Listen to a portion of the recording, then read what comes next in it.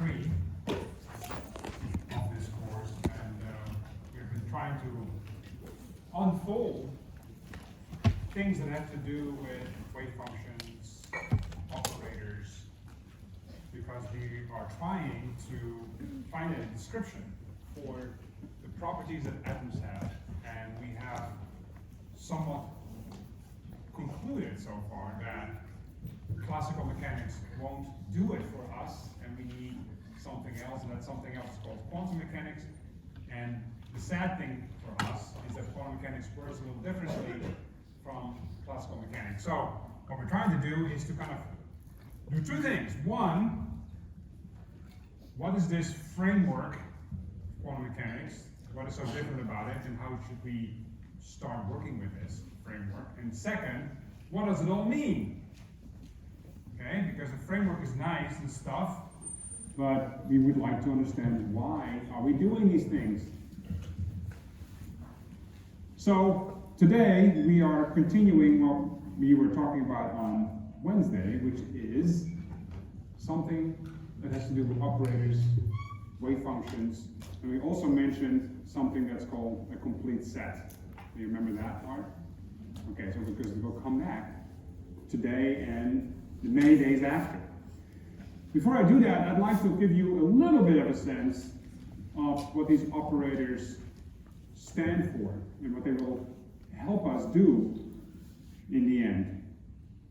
Okay, so the operators in the most general way we can just indicate by, let's say, a capital omega. You don't have to use that, but this is how I like to do it that way. Capital omega with a little hat simply means that is an operator. Okay? And I already said that these operators will help us learn something about the information that is carried by this wave function. The operator will operate on the wave function and get some information out. What kind of information, you may ask? Well, the kind of information that you can see, observe, aka an observable, physical observable, like the position of a particle, the speed, its energy, things like that. That is called an observable. Okay, so if we start looking at one of these observables, like position, okay, so in classical mechanics we simply call it x. X of t, the position is a function of time. Once I know that functional relation between t and x, I can determine the position of my particle at any time, because I have a nice prescription of how to calculate it. In quantum mechanics, I don't have such a function, but I have a wave function, and I'm operating with my operator onto that wave function. And then I should be learning something about the position of that particle that is described by the wave function. So what is the operator in terms of position? What is the position operator? There are several ways in which we can define it. The simplest way to define it is in what we would call position, the position representation, which is very common in quantum mechanics, but not the only one. But we will stick to that in this course. Okay, so we will only use the so-called the position representation of operators. And in that representation, this operator, which is x with a little hat, that means it is an operator for position, is simply x times the wave function. Okay? A little silly, maybe, but that's how it is. And we will start working with this later on. What about momentum? Momentum is an important observable. Momentum is m times v. Okay, m is the mass of the particle, v is its velocity, and the product is called the momentum of the particle. That is the classical way of doing it. Okay? Px simply means the momentum along the coordinate x. So that's a one-dimensional momentum, is m times v along x. What is it in quantum mechanics? Is it px times the wave function? No, it's not. It's different. This is it. Aha, that looks already a lot more interesting. Wouldn't you agree? Who said that? Come over here. Defend your case. It's a beautiful operator, folks. Okay? Look at this. It says h bar over I. What is h bar? Yes, the constant of Planck divided by 2 pi. The constant of Planck, which is h, divided by 2 pi, is called h bar. It's a very important thing. So, that relates to the constant of Planck, which is a tiny thing.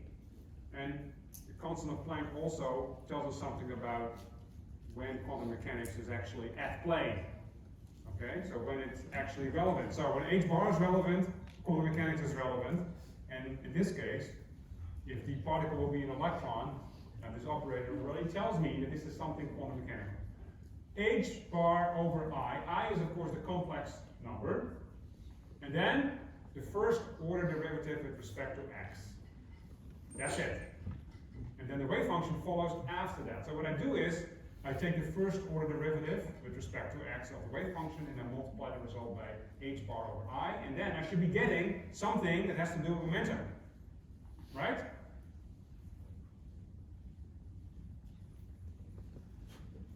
Okay, pretty good. Are there other observables of interest? Yes. What about kinetic energy? It's pretty good. It's an important quantity. One way to write that is with capital T. Okay, there's different ways to do it, but this is a common way. Capital T actually means the kinetic energy along the coordinate x. What is that classically? Well, actually, that's related to momentum. You see that? It's like px squared over 2m. If you don't believe that, just put the formula above in that one. So mv squared over 2m equals 1/2 times m times v squared. That's kinetic energy that you heard about probably in high school. 1/2 times m times v squared is kinetic energy of a particle. Okay, that's the classical definition. What is it in quantum mechanics? What is the operator for kinetic energy in quantum mechanics in the position representation? It is this. Very similar to the classical case. Okay? It's like p, but now with a hat. P hat squared divided by 2m. But this p hat squared is an operator itself. So I can use that operator, the one that's defined above it, and square that thing, and then see what I get. I get this. Okay? It's h bar squared over 2m, and then the second order derivative with respect to x. Why? Because I squared px. And px had the first order derivative. If I square it, I have to do it twice. That's the second order derivative. What happened to my I? Where's my I? It's gone, because I took the square. And the square of I equals -1. That's why there's a negative sign there. So that is my operator for kinetic energy. This actually turns out to be very important. We'll see this a lot, this operator for kinetic energy. What about the total energy? What else is there to say about energy? Well, I also have, of course, not just kinetic, but also potential energy. Typically indicated by V, a capital V. So classical mechanics, T plus V is the total energy. The kinetic plus the potential energy is the total energy. Okay, so what would it be in quantum mechanics? Well, H with a little hat, that's called the operator for the total energy. It has actually a special name. It's called the Hamiltonian. Okay, so the operator for energy, the total energy, is called the Hamiltonian. It's named after a person called Hamilton. We don't have the same kind of nomenclature for momentum, okay? Momentum is not named after a person, but for some reason, the total energy is. Okay, so we typically say the Hamiltonian, that's why it's a capital H. And then, of course, there's T with a little hat plus V with a little hat. Okay? The T was defined up above. What is this V with a hat? What is the momentum, sorry, not momentum, what is the potential energy operator? What does it look like? Well, it could be a lot of things, because the potential energy depends on the situation you're in. Okay? Potential energy is defined by your environment. Okay? You could have attraction between charges, you could have gravitational potential energy, you could have all kinds of potential energy. So it really depends on the situation, that's why we cannot really universally define it. But there will be one form of potential energy that's going to be important, okay? And that is the potential energy written in the following way. This is potential energy because of the electrostatic interaction between charges. Okay? That's the Coulombic potential. The Coulombic potential related to the Coulombic force. Plus charge and a negative charge, they attract one another. There's a force between them because there's a potential energy that these two particles experience. Okay? And that is written in this way. Z is the charge of the nucleus. Okay? So this relates to my atomic system. Z is the charge of the nucleus, E squared. E is the charge of the electron. And then in the denominator, 4 pi times this funny thing, epsilon with a 0 subscript. That's the vacuum permittivity. Very funny constant, but very important, turns out. I'll have to talk about it, but I don't have the time to do it. It has to do with the properties of the vacuum. How can an electromagnetic wave propagate through the vacuum? What is the kind of the impedance of the vacuum that is related to this constant here, vacuum permittivity? We don't have to know much about it for our course, but you know, just so you know. All these things, of course, are constants. R is the only thing that's not a constant, because that depends, of course, on the distance between the nuclear charge and the electron. That's R. Okay, and the Coulombic force between them is described by this potential. Very relevant, because we're interested in atoms, and so therefore this potential energy form is going to be important for us if we want to describe how the electron behaves in the atom. Okay, so in this table I've used x, like as the coordinate, or r as the coordinate.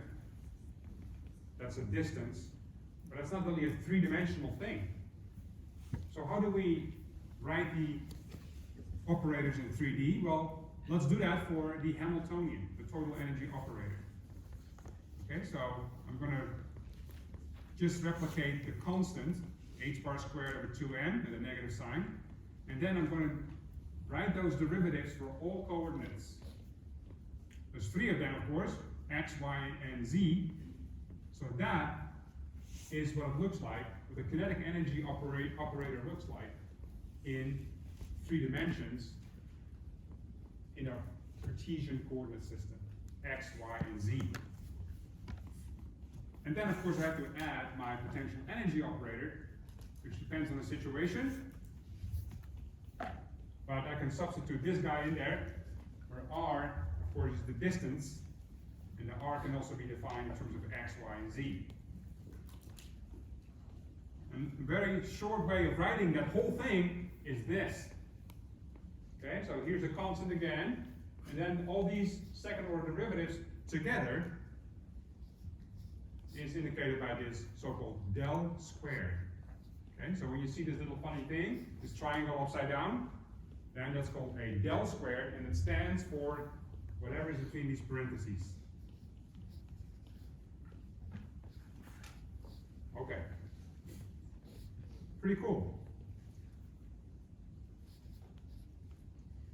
Okay, so now, that was basically showing to you, or introducing, certain forms of operators to you, okay? Specific forms of operators. We'll be using them a lot, you'll see. But now I'm going to look at some properties of operators in general. Some general properties that operators have. And there's some very interesting ones. Okay? Let's take an operator, let's call it A. Doesn't matter which one it is. I'm just going to say A is an operator.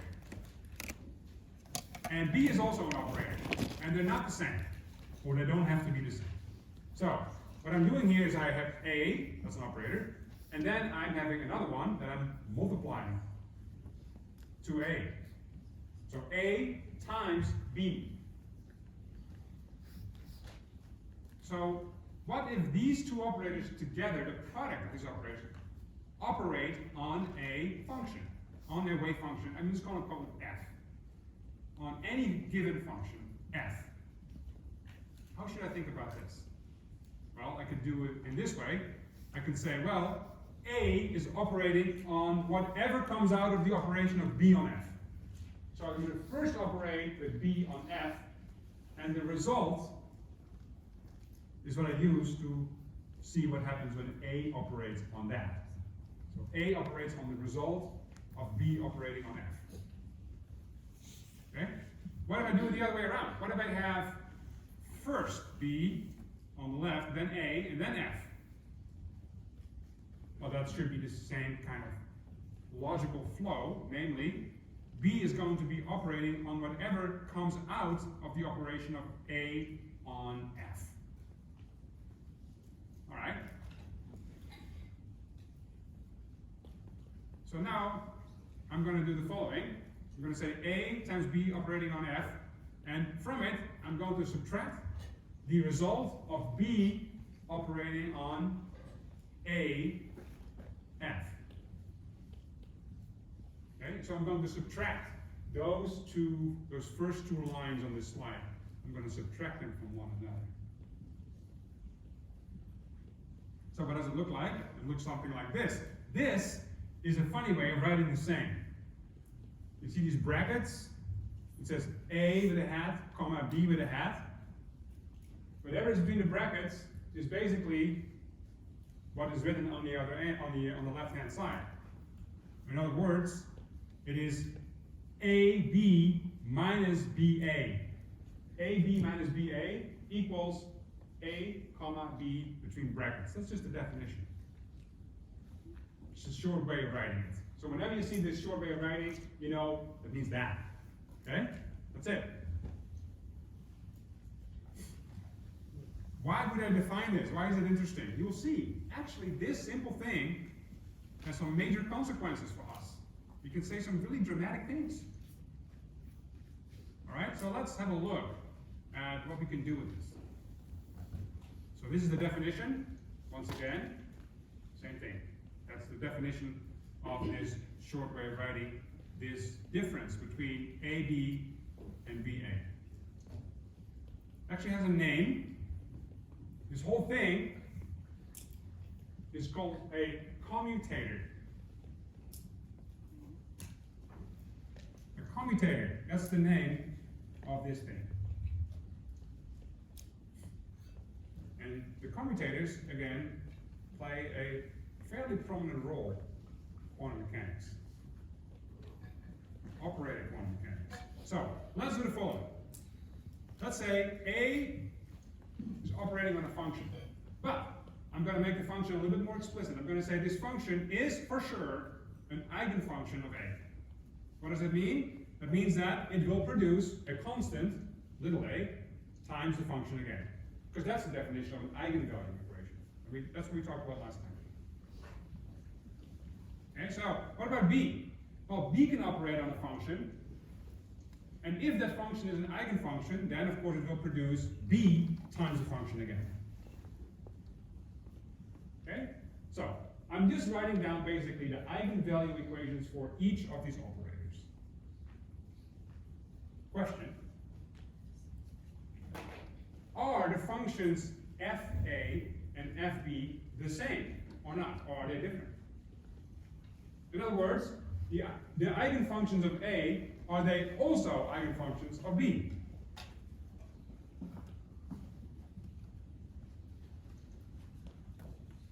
Well, not necessarily. Okay? These are different operators. Why would they have exactly the same set of eigenfunctions? There's nothing that tells me that that's the case. So in general, this is not necessarily the case. The set Fa is not necessarily the same set as Fb. Fb is all the eigenfunctions of B. Fa are all the eigenfunctions of A. Okay? So they're not necessarily the same. Doesn't have to be. Two different operators, they each have their own set of eigenfunctions. But what if they are the same. What if they happen to have the same set of eigenfunctions? Why would that be interesting? Why would such a case be interesting? You will see, this actually is kind of an interesting case, and a very important case. What does that mean? Well, that means that the functions fa and fb are the same, so I can write it in this. I just write f. The functions f are eigenfunctions of both a and operator b. Two different operators, but they happen to have the same set of eigenfunctions. All right?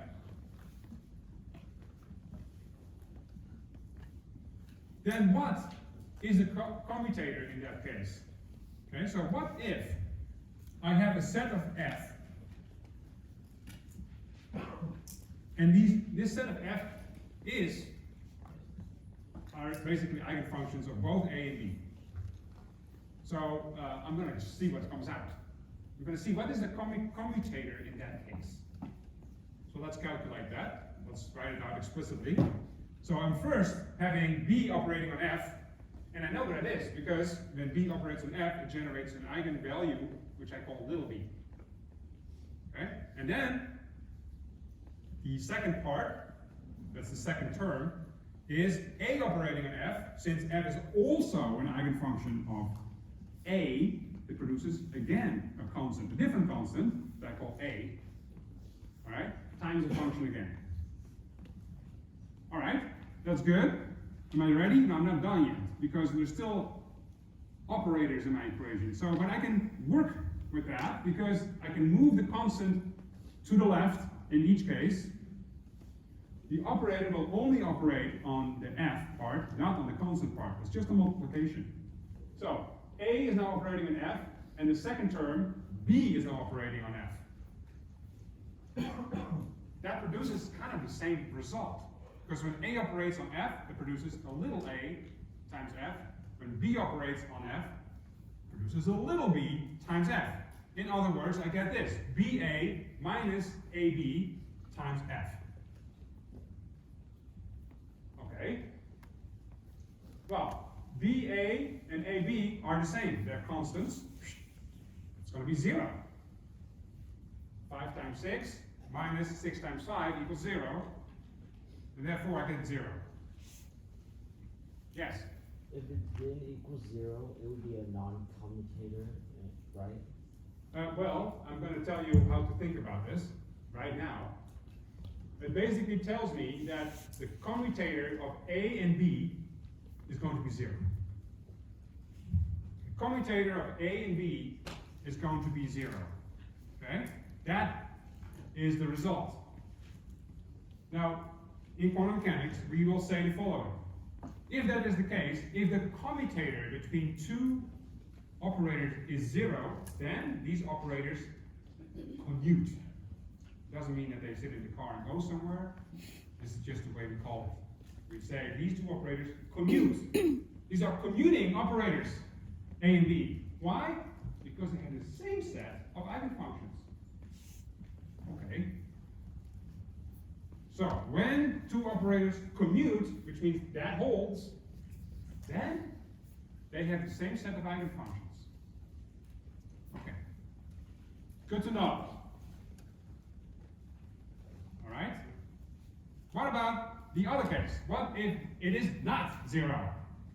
What if it's something else, but not 0? Well, then of course they do not commute. Okay? Great result. But that also means the following. This is great. That means they do not share the exact same set of eigenfunctions. They don't. I can say that right off the cuff. Okay?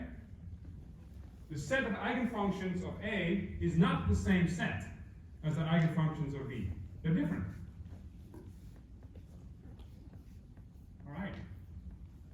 Now, okay, that is all extremely abstract stuff. Alright? Can we say something a little bit more concrete about this? Please. Okay, let's make it a little bit more concrete, because so far we just say a random operator A, a random operator B. Let's take two operators that we have just introduced, namely the operator for position and the operator for momentum, x and px. There they are. Here's the commutator of x with px. I'm going to see if this operator is 0 or if this operator is non-zero, and then I can say whether or not the operators for momentum and position commute or not, aka whether they have the same set of eigenfunctions or different sets of eigenfunctions.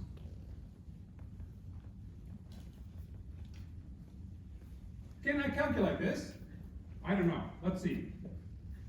Let's see. So I'm going to first write out the meaning of a commutator, which is this: x times p minus p times x. That thing, that whole thing between parentheses, is operating on some function f.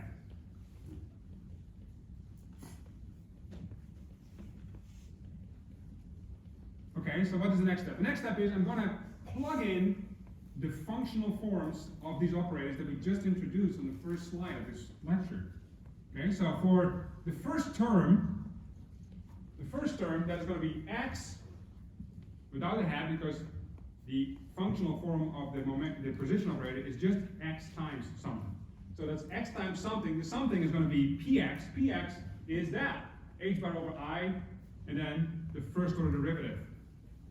That whole thing is x times px written out. That whole thing is operating on f. Now the second term. Second term is the same, but now the order is reversed. So first, the functional form of px, which is h bar over I, first order derivative, but then x, and then f. Okay? I've just written out the thing pretty blindly. I just plug in the functional forms of these operators, and this is what I'm getting. Okay, what can I do about this? I don't know. But, oh, wait a minute. I see here on the right-hand side, I see taking the derivative of x times f. So this maybe hopefully sounds familiar. This is a product of two functions. One function is x, the second function is f. If I take the derivative of a function of, this is a product of two functions, what do? I apply the product rule for differentiation, right? So let's do that here as well. Let's do that. Let's apply the product rule for differentiation, because I see two functions here, x and f, which is also a function x, fx. Okay, so the first term stays the same. Second term, I'm going to apply the product rule for differentiation. Okay, so I'm first operating on x, and then I multiply the result by f. That's going to be h bar over I times f. And the second part is, I would now operate only on f. Okay, so that's df dx, and I multiply the result by x with the constant h bar I. Whatever is between parentheses is just I am blindly applying the product rule for differentiation. Nothing else. There's no magic here. I'm just applying that rule. You can try yourself, and I would encourage you to do that on a piece of paper. You will see that you get this. All right? Is that good? Well, somewhat good, because I see that first term here on the left, okay, the first term on the left, and the last term are the same. See that? That's like the first order derivative of f with respect to x. Then the x is on the left, and then there's a constant h bar I. But the second term has a negative sign. You see that before the parentheses. So they basically are the same, but there's a negative sign between them, which means they subtract out. So the first and the third term subtract out. So what I'm getting is this. This is what I'm getting. Negative h bar over I times f. Phew. That looks a lot cleaner. Okay. Can I clean it up a little bit more? Yes, you can. I'm going to apply a little trick. I'm going to multiply the result by 1. So again, it's the same. But this 1 is now written as I over I. The complex number I over I is 1. So I can use that to multiply this result with. And you'll see that it looks a little bit better after this. Not now, but after I evaluate this. So I multiply the result by 1 written as I over I. That's 1, right? So I can do that. And then I'm going to multiply those i's. In the denominator, I times I equals -1. Great! This negative now cancels out the negative in front of it. And what I'm left with is just I h bar f, which is a little cleaner. I don't have a fraction or division. I simply have I times h bar f. Okay, that was a lot of work. For what? The result is this. The result is this. The commutator between x and px equals I h bar. You may wonder, who cares?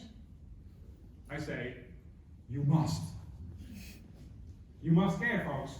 This is a beautiful result. Beautiful result. I can say now for sure that x and px, position and momentum, these operators, do not commute. Okay? They don't. Because it's not 0. Does that mean anything? It means that they do not share the same set of eigenfunctions. But it has more implications than that. As I will show in the next couple of slides, it has to do with what I can say about those observables that correspond to x and px. So what I can say about the position of the particle and its momentum. This is related to what we call the Heisenberg uncertainty principle.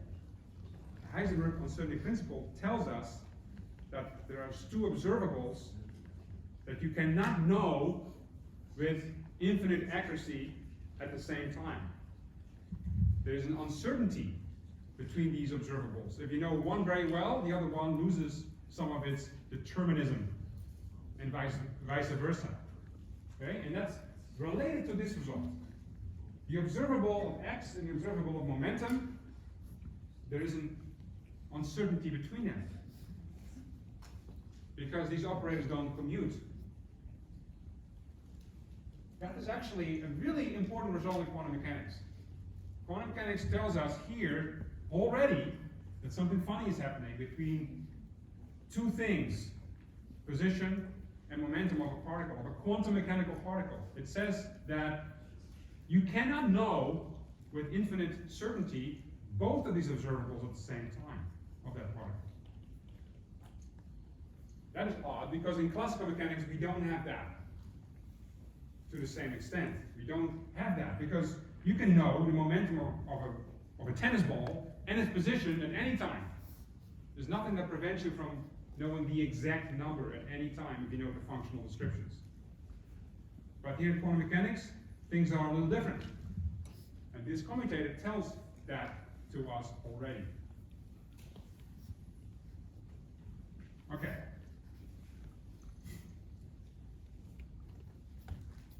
So let's now make one step more, and that step is going to be, how do I really get from this operator to an actual observable? Because these operators are abstract. An observable is something I can actually understand. I know what position is. I know what momentum is. I can relate to that. So how do I get exactly from the operator to this observable? Okay? Well, we have to deal with this wave function. So I'm going to just assume that I have a particle, and think, when I say the word particle, think immediately of an electron, okay? Because that is going to be our particle this quarter. Our particle is the electron. I have an electron, and I know, for some reason, I happen to know what its wave function is. We'll find out later how we can get to those wave functions, but I'm just going to assume I have it. I have the wave function of the electron, and now I would like to know a couple of things about this electron. Okay? I would like to know something about its momentum, for instance, or position. So what I'm going to do is I'm going to take the relevant operator that we introduced, and I'm going to operate on this wave function. does it automatically tell me what that number is going to be? What is the position? What is the number for momentum? The value for momentum? Do I get that immediately, or is there something else going on? That's what we're trying to figure out. And without going into a lengthy discussion and derivation, I'm going to just say how you get from that point to the end point. The answer is the operator has a so-called expectation value. If I know the wave function, I can compute the expectation value of the operator. How do I write that? It's indicated by this. It is the operator between these kind of like brackets. Okay? These angular brackets. If you see that, then you know that that is a so-called expectation value. The expectation value of the operator. How is it defined? It's defined as follows. Here we go. The operator is in the middle, you see that? And it's sandwiched between the wave function on both sides. On the left side, actually, the wave function has a little asterisk, which means that's the complex conjugate of the wave function. And then that thing is integrated over space. Let's say x. But x could also be the full Cartesian coordinate system, like the volume. So it could be dv, but let's say, in our case, I'm going to limit myself to one-dimensional cases, and so I'm going to write dx. That divided by this. Okay? Does that look awful? Maybe. But let's see what the denominator really tells me. The denominator is the wave function times itself, or times its complex conjugate self, integrated over the same space, dx. This integral runs from infinity to negative infinity to plus infinity, the whole space, okay? Not just the tiny space, but everything. Everything that is relevant to my problem. The denominator actually, I can say something about, because if I'm going to assume, and I will, that this wave function, psi, is normalized, then the denominator is going to be 1. Because that's the normalization condition for a wave function, right? That's what we talked about last time. So, easy now, that's just 1, so I just have to deal with the numerator. Okay? So the expectation value then is this. The expectation value of an operator is written in this fashion.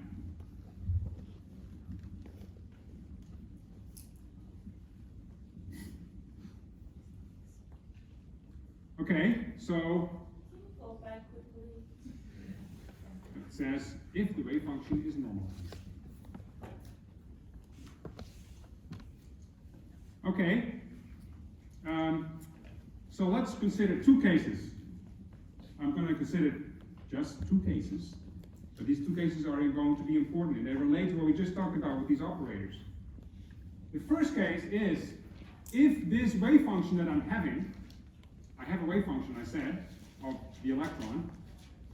If that wave function psi happens to be an eigenfunction of my operator that I'm interested in.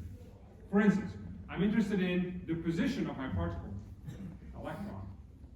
Is the wave function an eigenfunction of this position operator or not? Okay, well, let's say it is. Let's say it is. Then what? If it is, that means that if the operator operates on my wave function, then I'm getting of course, a constant times the wave function. That's the definition of an eigenfunction. So that holds. And then, given that condition, I'm going to see what I'm getting. Okay? I'm going to see what I'm getting for the expectation value. So what do I see in this integral? Okay, well I see this operator operates on psi. And when it does, that's one line above it, it produces a constant times the wave function again. So I'm going to plug that in to the integral. Okay? So this is what I'm getting. Does that make sense?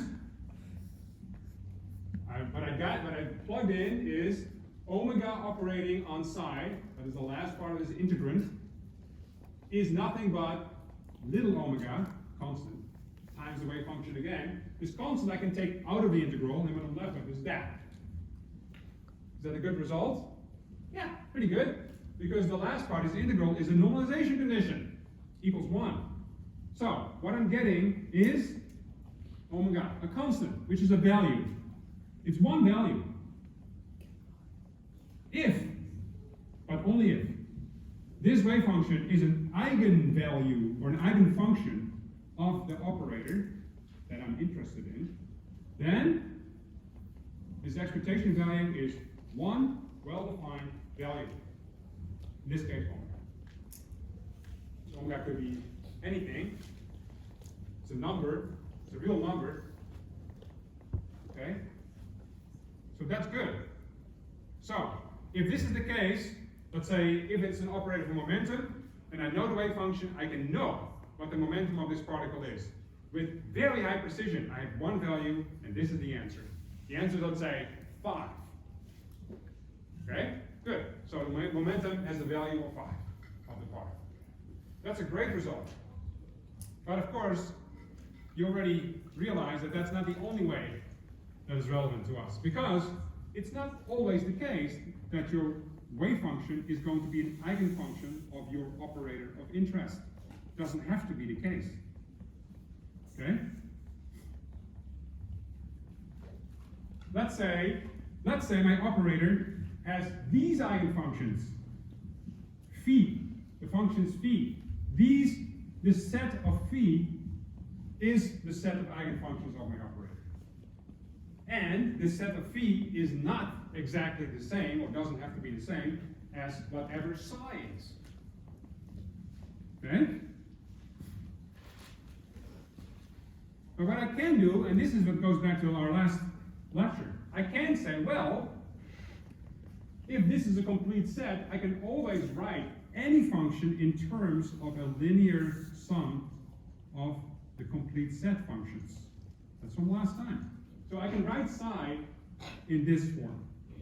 It is basically a linear sum of all the eigenfunctions of the operator with the corresponding coefficients. Remember this lecture from last time? That's what we concluded. One of the results. I can express any function in terms of the functions of a complete set. Because the complete set form the coordinates.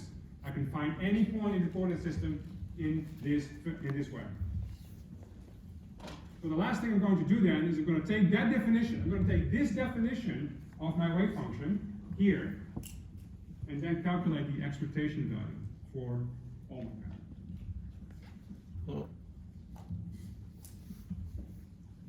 Okay? So here we go. That's what I'm going to do. I'm going to do this, calculate this, same as before, but now my wave function is not an eigenfunction, but it can be written in terms of the eigenfunctions of the operator, which are the functions phi n. So what do I have to do? I have to take that expression, this linear sum thing, and plug it into that integrand. That's what I'm going to do. This is going to be looking pretty ugly, folks. Okay, so what I'm getting, that's the first part, that is psi with the little asterisk, complex conjugate, then the operator, and then the last part. I'm going to plug in this definition of psi twice, because it appears twice in the integrand. And also, you see the sum, in the first I use n, and in the second I use m. Why? Because I just want to differentiate the first sum from the second sum. N and m run over the same length. Okay? They're kind of dummy indices. So I can differentiate the first part from the second part. But of course they run over the same length of summation. Okay, so this looks pretty bad. Can I evaluate this at all? Yes, I can. Why? This operator only operates on the function phi n. So I'm going to move the operator to basically hug only phi n, and all the constants and blah blah I'm going to take to the left. Okay, so what I'm writing then, what I'm getting is this. This is the result that comes out. Okay, I've taken the sum out of the integrand, the coefficients n and m, cn and cm, they are constants. They can be taken out of the integrand. So what I'm getting is this function, this operator operates on phi m and is sandwiched between phi m and phi m. That's what I see. But both phi n and phi m are eigenfunctions of my operator. So I can evaluate it because they produce eigenvalues. Okay? That's what I'm getting. When the operator operates on phi m, it produces a constant, which I'm writing omega m, times a function again. There it is. So the resulting integrand is that.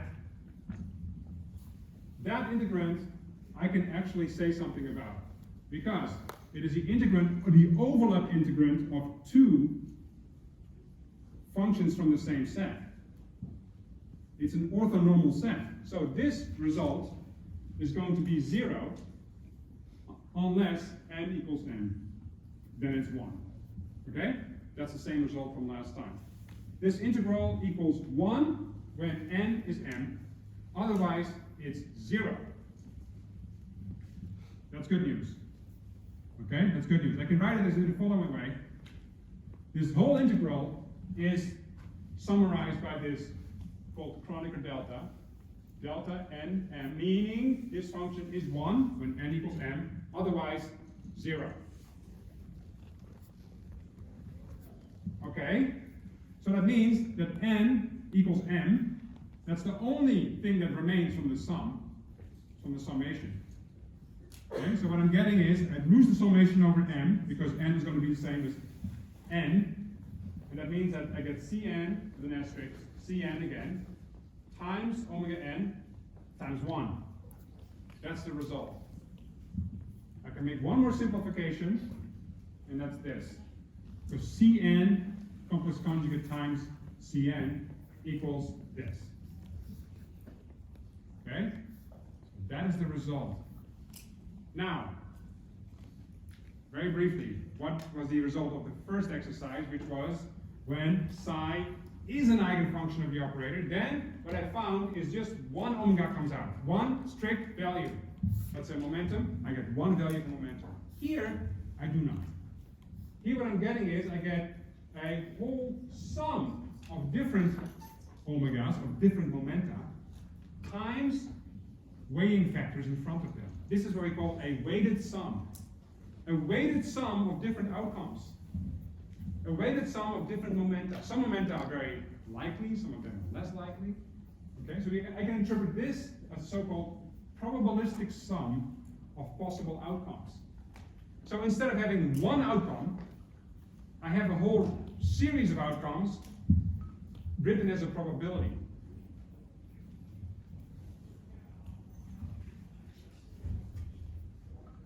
It's a weighted sum of eigenvalues.